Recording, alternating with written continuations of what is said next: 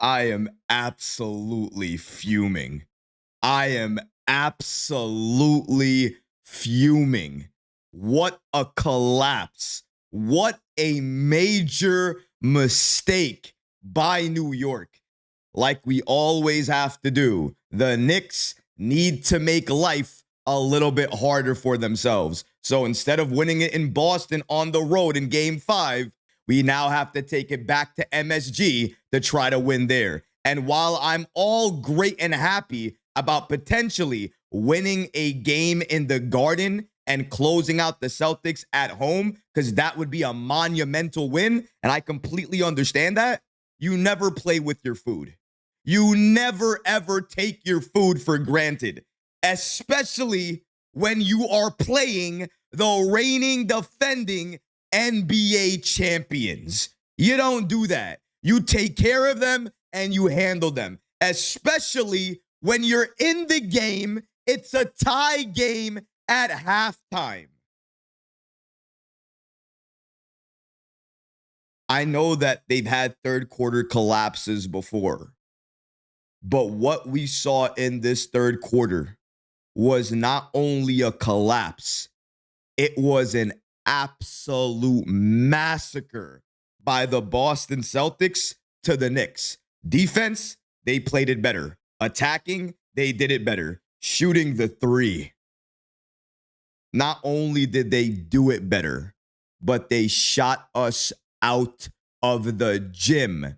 In part because we allowed them to. When you allow players like Derrick White, Jalen Brown, Peyton Pritchard, when you allow these guys to get open looks from three, they're going to gain confidence. They're going to hit those shots. And magically, they're going to continue to hit those shots, even if they're mildly contested. That's what happened tonight. Oh, and by the way, they went to the line a lot. But that's not the reason why the third quarter was a collapse. It wasn't even because Luke Kornet.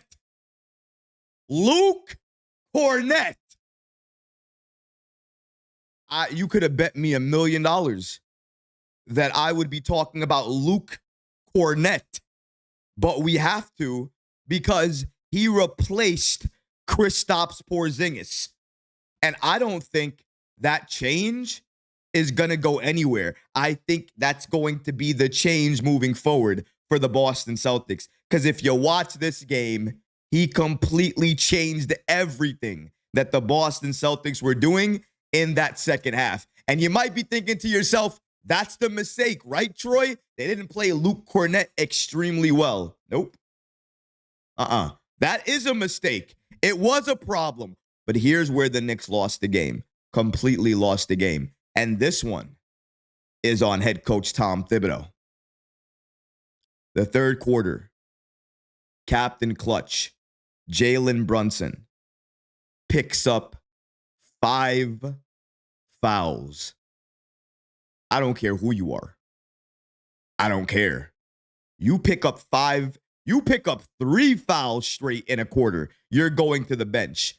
Tom Thibodeau allowed Jalen Brunson to play with 4 fouls that he picked up all in one quarter to stay out there. Then he picks up 5. Okay, now you can go to the bench.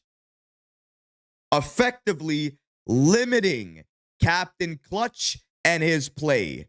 7 minutes into the fourth quarter, our closer is gone. But even if we had a chance, it was gone once that man fouled out.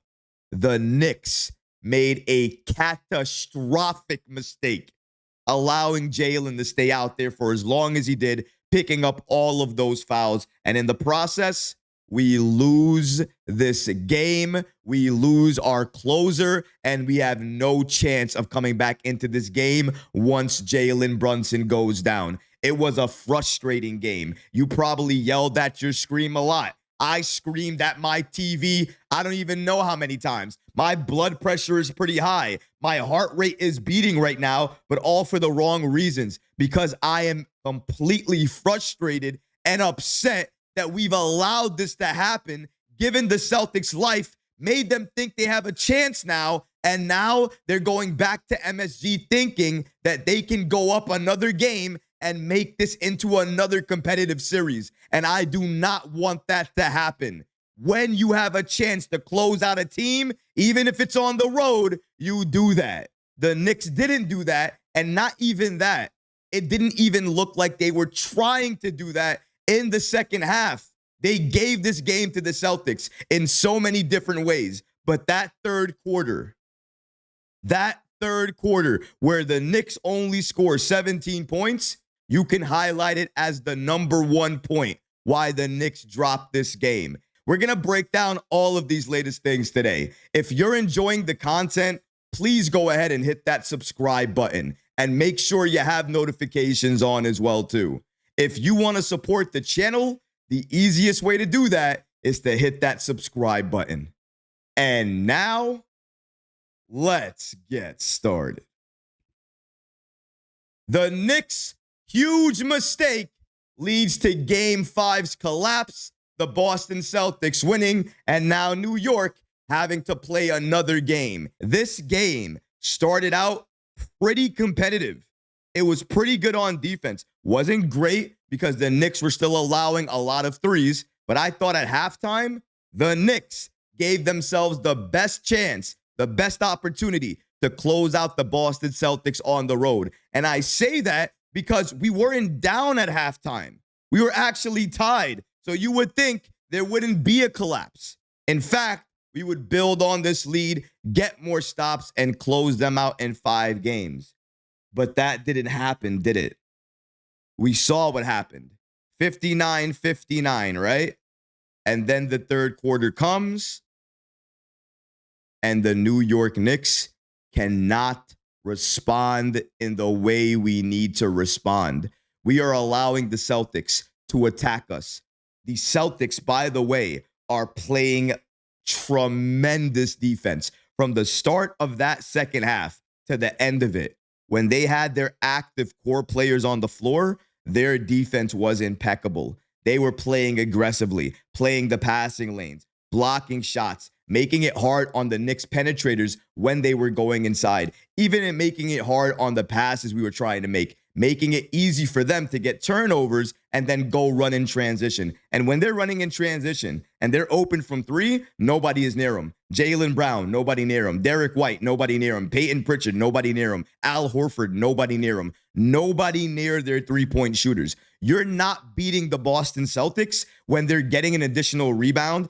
They're passing the ball out to that same shooter and they're getting another look. You're not going to beat the Boston Celtics if they're shooting open threes without any resistance. When you're not playing the defense that you need to play against a team like that, you're not going to win. But more importantly than that, you are not beating the Boston Celtics when you refuse to make the coaching adjustments that you need to make. Let me ask everybody a single question here. Should Mitchell Robinson have not been involved in that third quarter earlier than he was involved in it? Why did we wait till around the 3-minute mark or a little bit after to put him in the game? Towns is already dealing with foul trouble. Why not start the third quarter with Mitchell Robinson? Or, crazy thought, if you see the game getting out of reach, maybe play Mitchell Robinson when they're on a run, stop what they're doing inside, because clearly they were getting to the line at will in the third quarter. Another reason we lost the game. Thankfully, they were missing a lot of them, but it doesn't matter. It matters about the principle. They were attacking inside. And who was their biggest detriment from them attacking inside? Mitchell Robinson. Why was he not in the game? Why did we not play Mitchell Robinson earlier? And then the biggest cluster that I can imagine. I can't even believe it's real. I can't believe this is real. Jalen Brunson picks up 5 fouls in 1 quarter. People criticize me a lot in the comments for going after Tom Thibodeau. Who do I go after? Who would you like me to go after at this point? Who do I blame? Please Somebody please tell me, who do I blame in this situation right now? My star key closer picks up 5 straight fouls in the third quarter, and I keep him out there to pick up all 5. You don't think 3 is a signal to take him out? Maybe he doesn't have it right now. Let him rest a little bit. We can bring him back later. Kill me all you want in the comments. Come after me all you want in the comments. This game was lost based off of adjustments and allowing players to shoot open threes.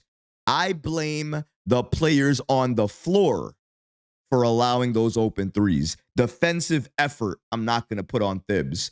Jalen Brunson, Karl Anthony Towns, foul trouble consistently, riding the bench, playing them at wrong times, not understanding when to utilize your depth. That all goes back to Tom Thibodeau. And you can scream at me all you want to. That is coaching, that is adjustments, and that was a failure. You do not do that. You do not let your star player pick up 5 fouls. 5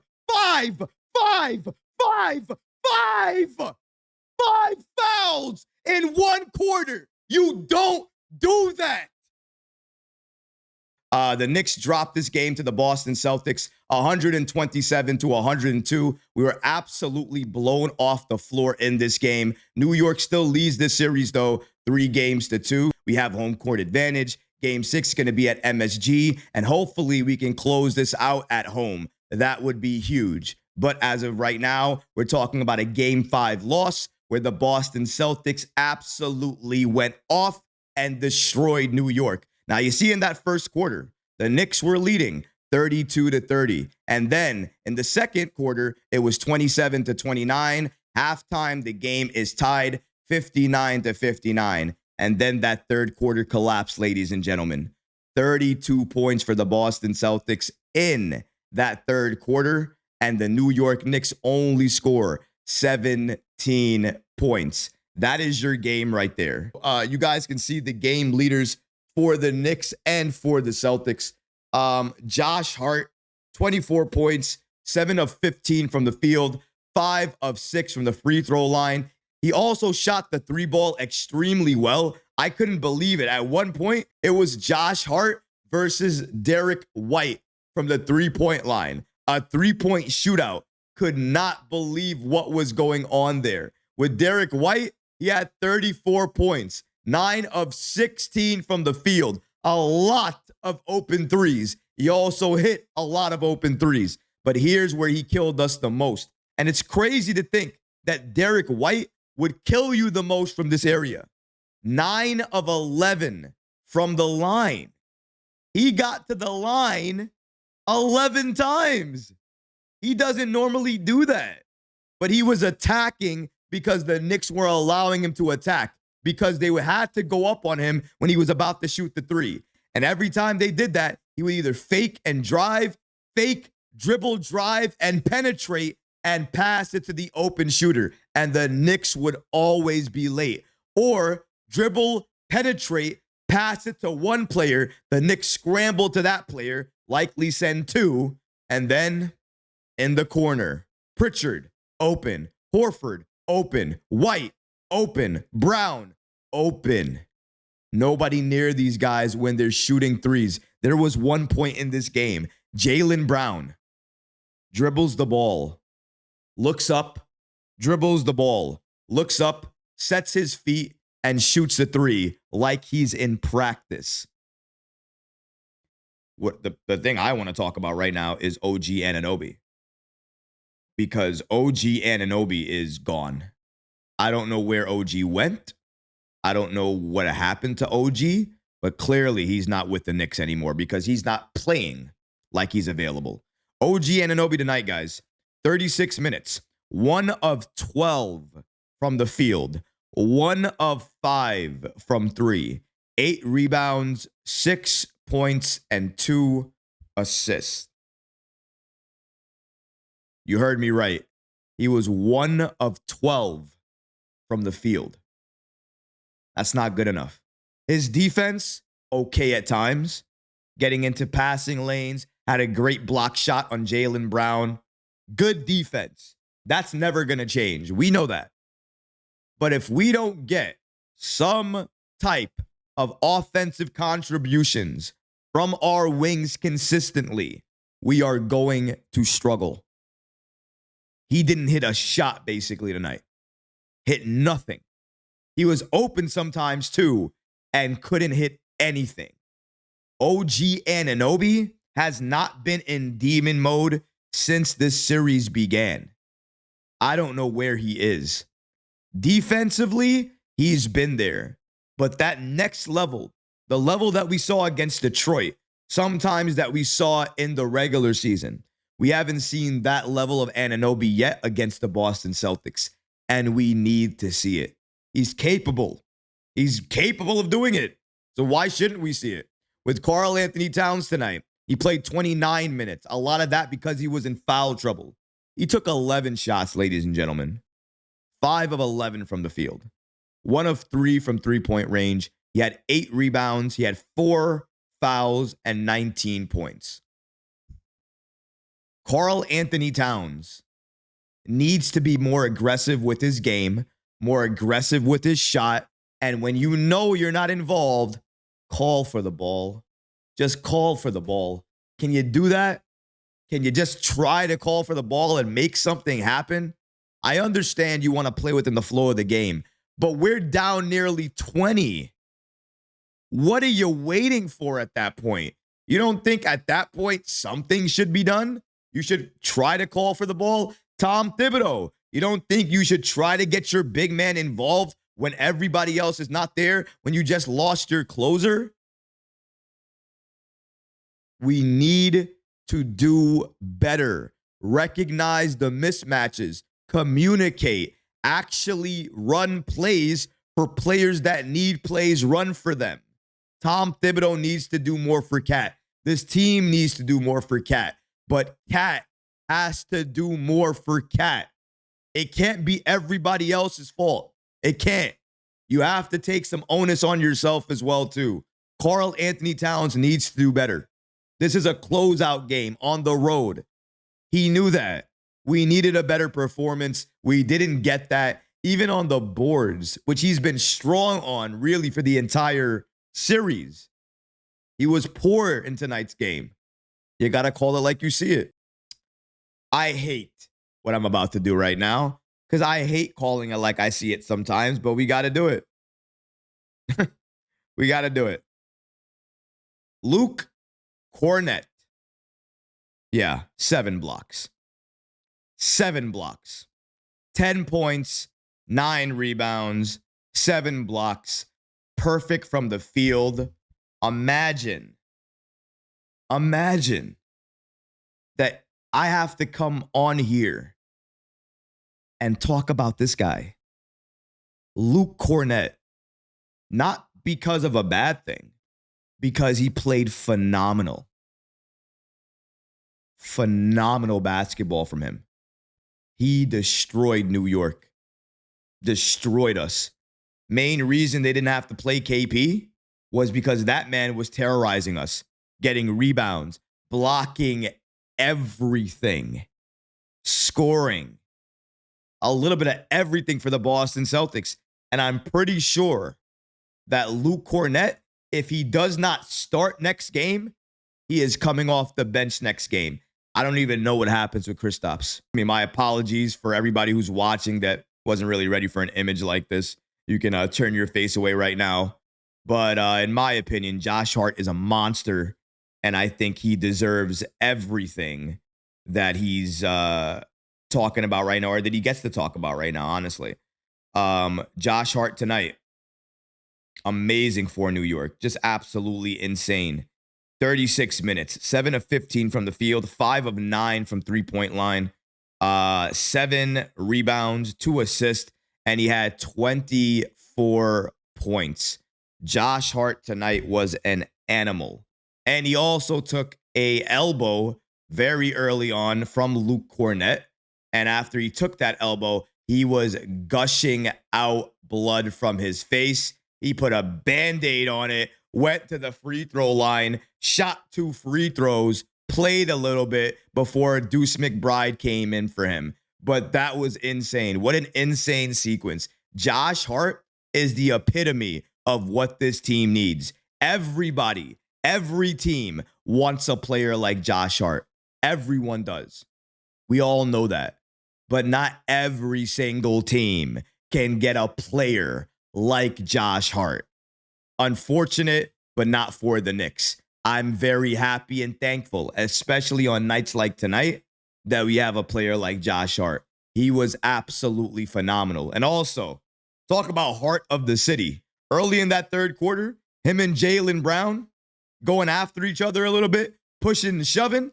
I like that. And I like that Hart never backed down. Now, we highlighted some of these players already, so I won't break down everything that they did. I'll just break down the minutes and then break down what the bench did. So Mikal Bridges played 40 minutes, OG Anunoby 36 minutes, Karl Anthony Towns 29 minutes, Jalen Brunson 33 minutes, did not have an efficient night, and obviously fouled out with 7 minutes to go in the fourth quarter.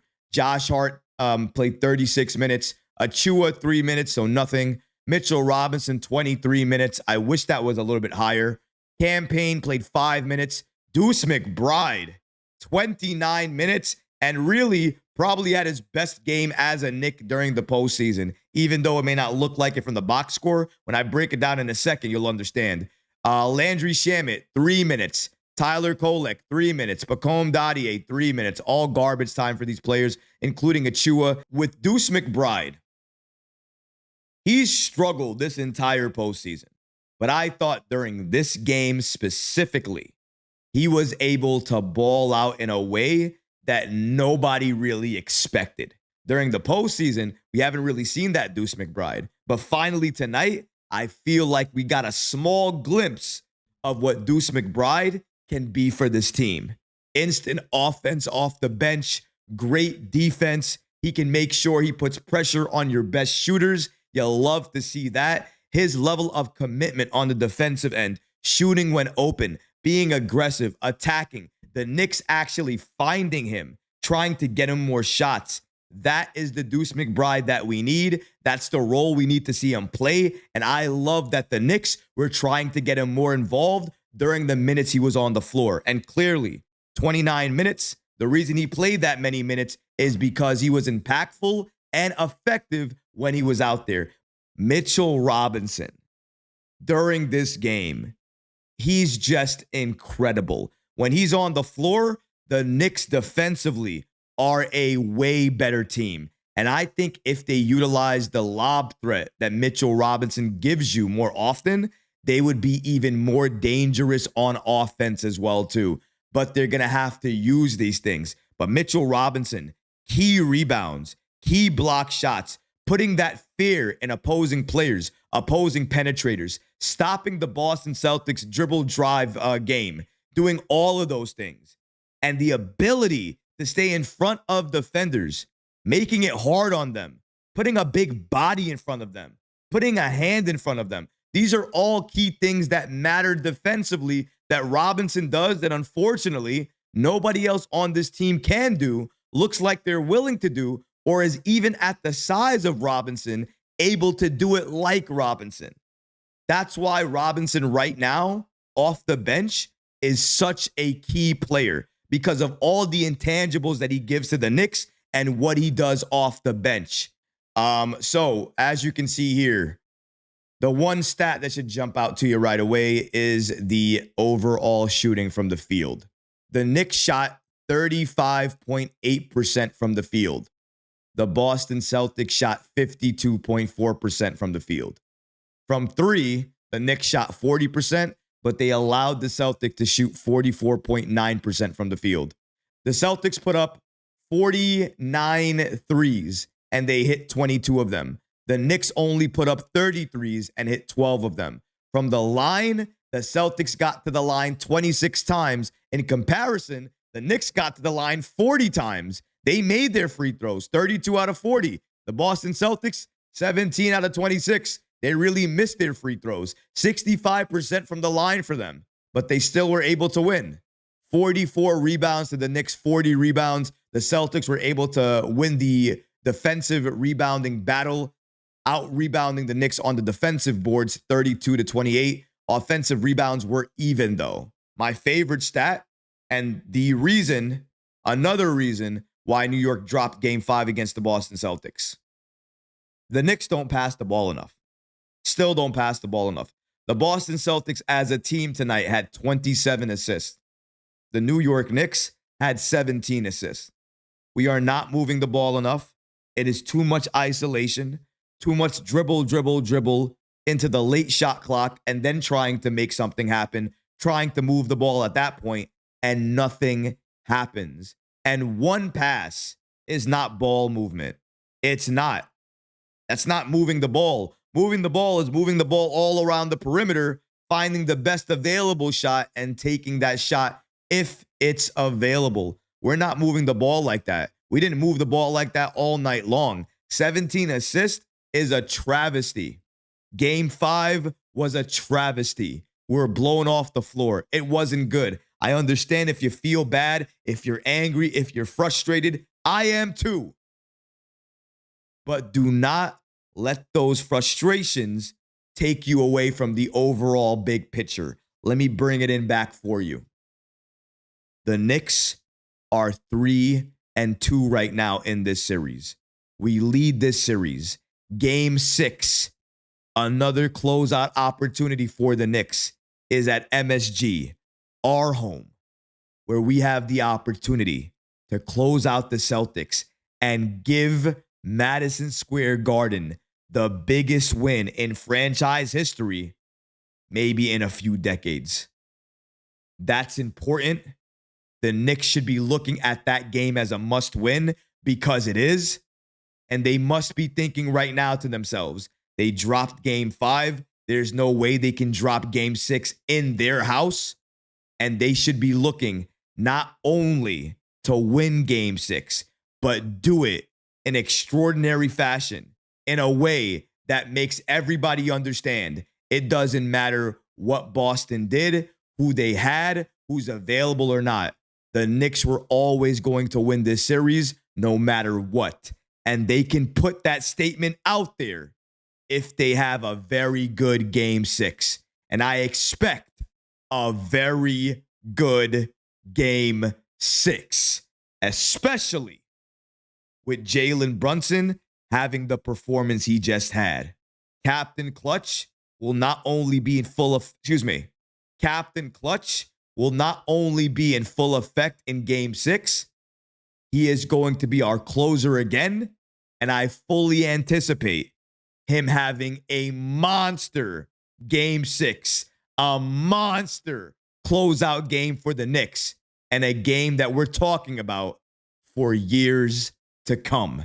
Because Brunson, the only way he knows how to respond to negativity and criticism is in one way: pushing forward, doing your best, and giving performances that nobody ever expected.